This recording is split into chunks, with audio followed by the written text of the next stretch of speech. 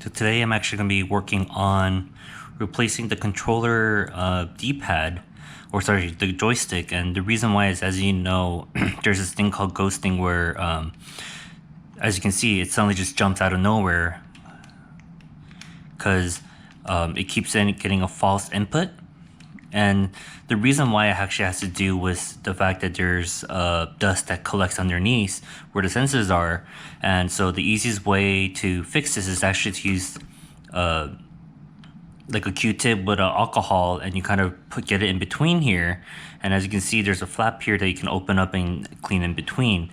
I've already done that for this controller, and as you can see, it's still doing like a phantom movement. So I'm actually going to be replacing, and I bought this online through Amazon. I'm actually going to be replacing out the joystick completely, and I thought it was a good opportunity because I actually lost the little rubber cover that goes over this one, so it's been always kind of really uncomfortable to use it. I normally use my Pro controller, so it doesn't really matter when I'm gaming, but it is nice to not have this because even when I'm playing, if this is turned on, it'll keep registering random movements and actually does interrupt my game. So I'm gonna go ahead and try replacing these controllers. So as you can see here, it actually comes with the two controllers with the rubber padding. Comes with a tweezer, and it actually comes with two screwdrivers. One is the Phillips head, but this is the important one where it's actually, I don't know if you can see it here because it's too small, but it's actually a triangle shape. So instead of having four, you have like a trident, not trident, but like a three-prong one. So if you can see here, this is, you know, gonna work with this one, and you can't use a normal Phillips head screwdriver. So we're gonna take it apart. There are 4 screws in the back that you will be using the triangle shaped screwdriver to take the screws out. And then afterwards you're going to use the wedge tool that's kind of that came with the tool, and you're going to pry it open kind of from the side that has that black part sticking out. You can wedge it in, then use the triangle wedge piece to kind of just pry open the rest of the back side. So as you can see here, this is the battery, and I need to actually get underneath here to be able to access the joystick.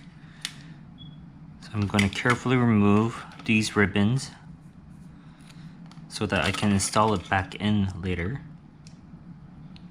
For the next one, there's actually a white tab you need to pull up to be able to pull the cord out. There we go.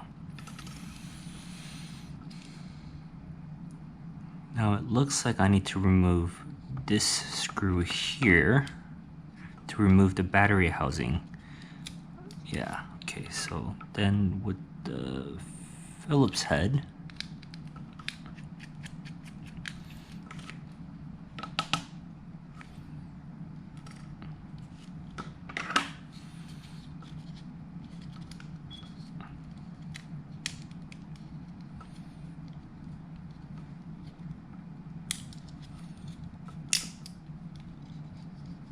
oh yes, there's 4 more screws here that I need to remove.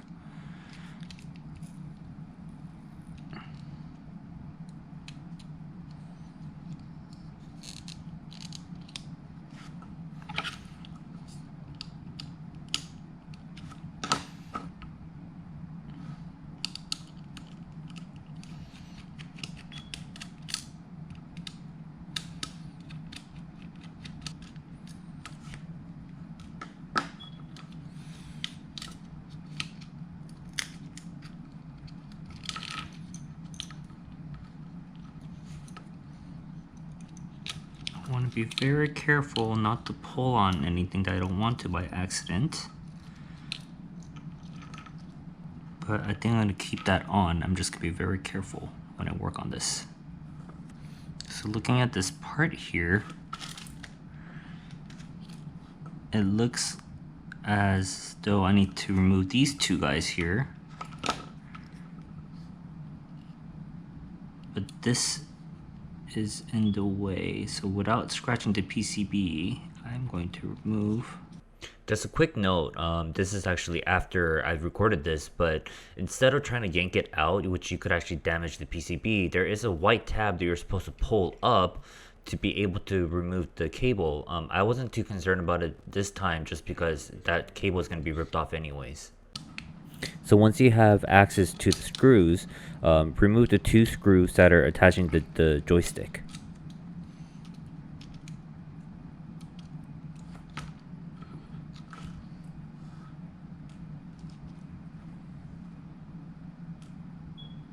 Remove the rubber padding on the joystick so that it's actually easier for the joystick to come out of the hole.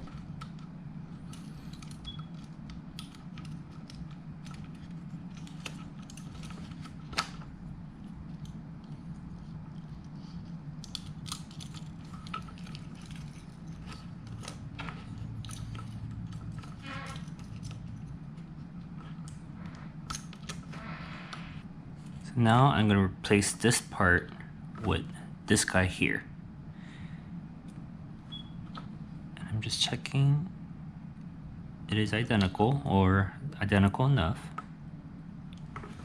That feels good.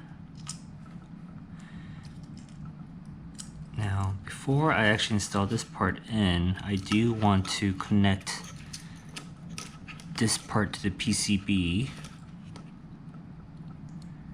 which might be a little bit tricky.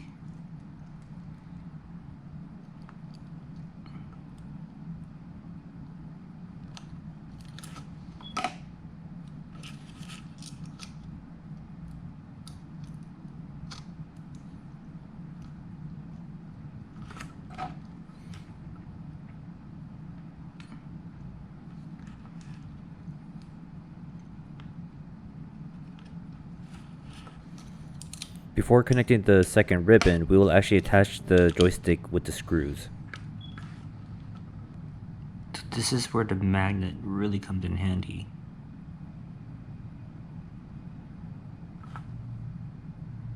Making sure this is the right one, okay.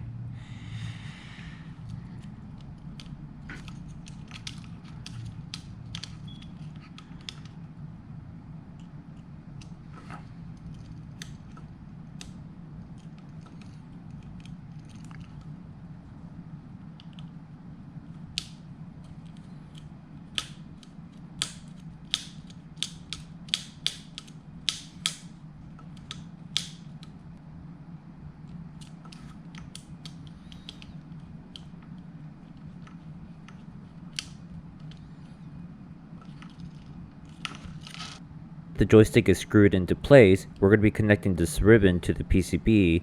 So lift up the tab and then you're going to insert it at an angle and then you're going to push down on the tab to hold the ribbon in place. This is actually not the same as the other ribbon that we attached. The other one you just kind of slide it in, while this piece is actually going to have a tab that you're going to pry open and then close.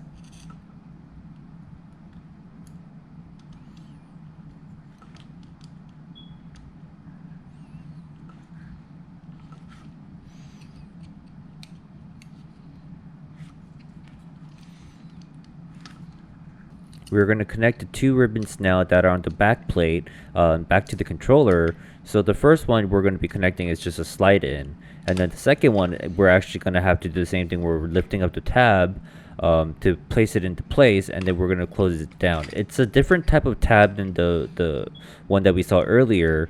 This one is going to have a separate tab, and then you kind of just place the ribbon on top in the right position, and you're going to have a little tab on the sides to know how far you have to put it in, and then you can close the tab on top of it to kind of clamp it down.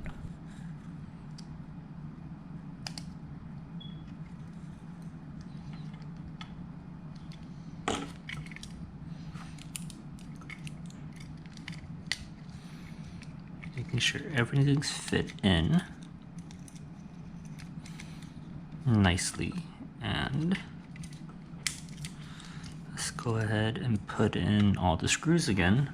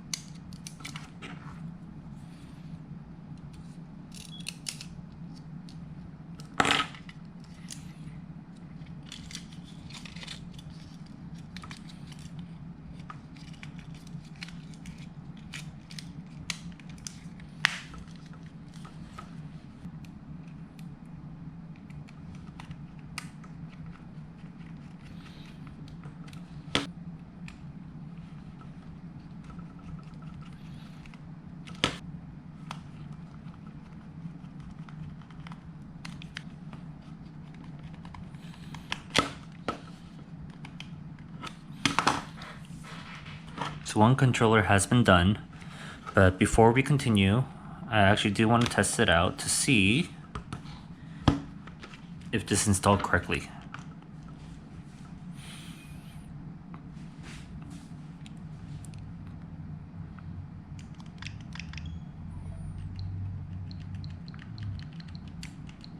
Okay, looks like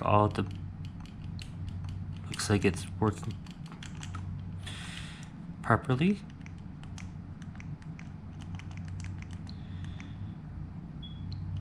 Okay, that's good.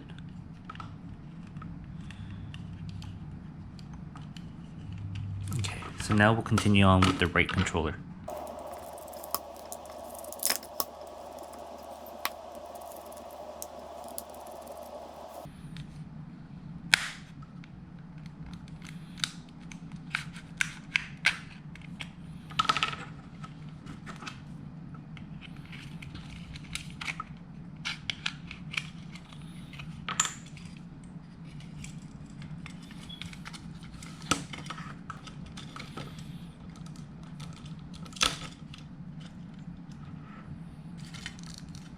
So this one's interesting because this is a different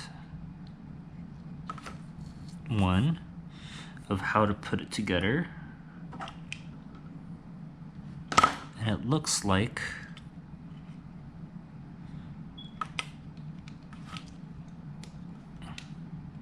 I have to take away this screw here.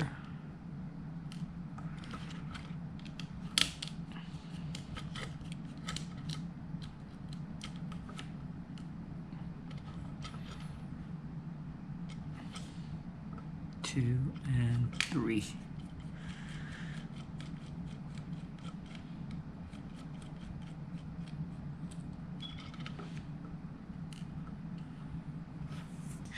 I'm actually gonna have to remove this battery because it is holding back. There we go.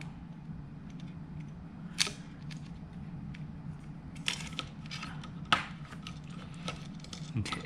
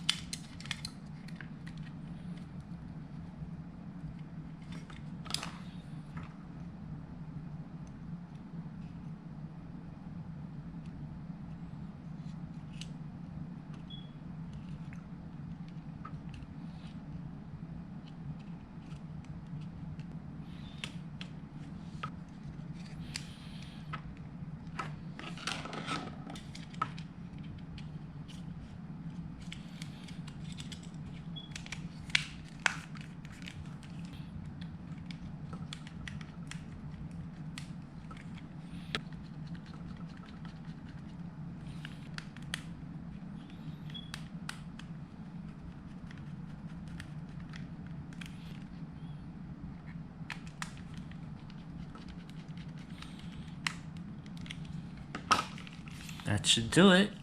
And we get this added bonus of additional grip support because this is pretty small.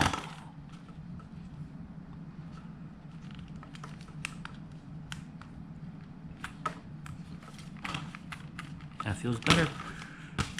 Now for the ultimate test.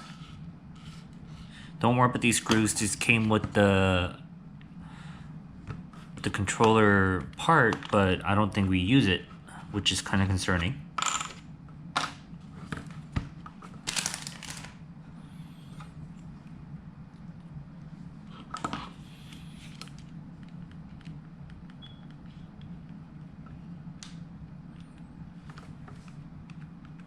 Okay, so this is working. As you can see, there's no ghosting now. It's going as I intended to, and it doesn't press anything by accident. Now I'm gonna test to see if this still works properly.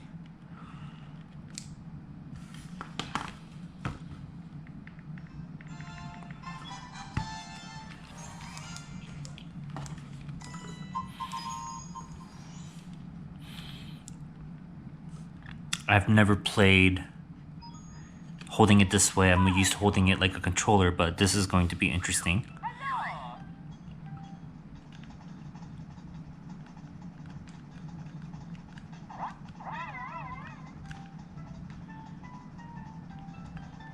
It works really nicely, actually.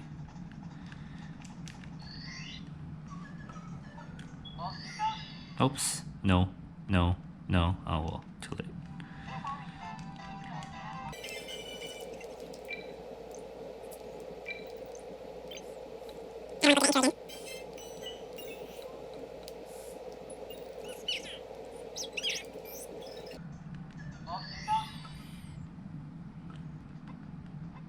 So it's working really well so far. But this is super awkward because I usually play with this with my Pro controller. But it seems to be working pretty well.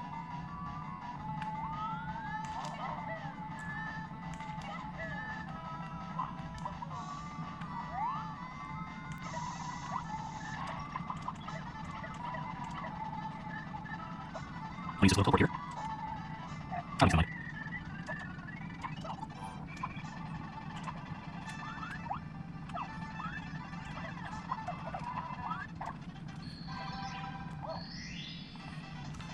So there you have it. It works really well. No ghosting. And so I'm actually really happy about this. I think it's worth to fix. It's a little bit intense for people who are maybe not used to replacing out parts, but it was relatively easy. The ribbons are, you know, pretty sturdy too. Nothing snapped or nothing ripped. So I'm actually really happy about this right now.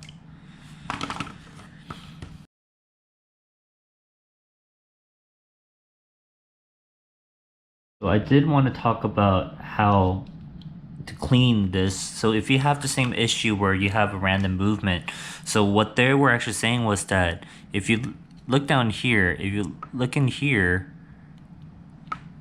this is where the sensors are, and this is the part where you need to clean out, because if not, it's going to track some random movements by accident.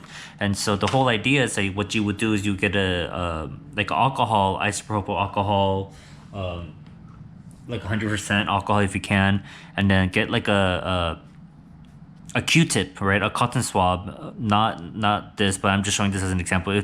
Assume that this is a Q-tip.